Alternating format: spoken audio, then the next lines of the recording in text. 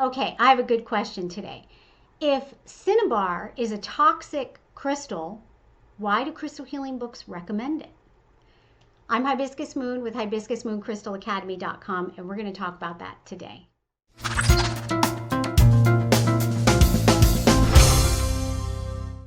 Okay, so here I have a cabochon of cinnabar included in milky quartz. So cinnabar is the red part, and cinnabar is a mercury sulfide. That is the actual mineral name, and it's got a Mohs hardness, that's a term we use to determine how hard it is, of 2 to 2.5. So that means it's relatively soft, means it can easily be scratched and can flake off.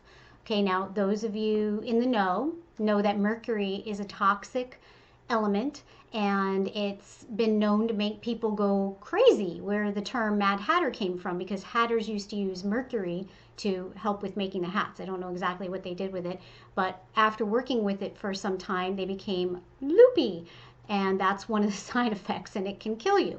So after handling cinnabar, I would wash my hands. I certainly wouldn't recommend putting this in your mouth because it is toxic. However, though, some people get nervous about working with malachite too, because malachite has copper in it. Copper is another element considered toxic. These are elements you don't want to swallow. You don't want to swallow lead. But guess what? We all have small incremental amounts of these elements. We have everything within us that is on the periodic table.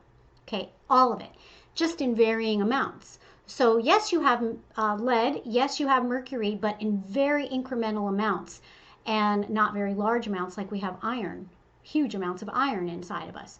So, pennies are made of copper, and, it's not something you want to stick in your mouth, not something you want to swallow. Some people cook with copper pots. I'm not going to get into a debate about that. Some people drink out of aluminum cans. That's another metal you don't want to ingest, so I'm not going to get in a debate about that. But some minerals are more toxic than others and are more unstable than others, meaning that they can throw off bits of their atoms off and can easily be ingested by us.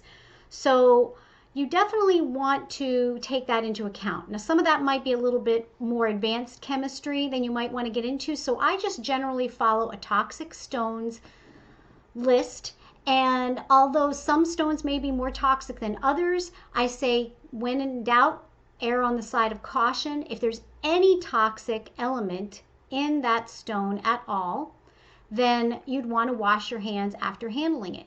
Some you don't really want to handle at all. Now, most of these elements don't have particles that can be absorbed through the skin, so washing your hands thoroughly after handling the minerals should be enough.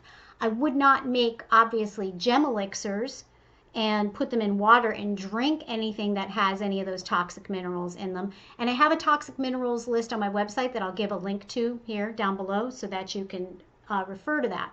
So again, being that the hardness is so soft on cinnabar, I would want to be more careful with it because that mercury could, end up in something a little bit easier than the copper and the malachite can.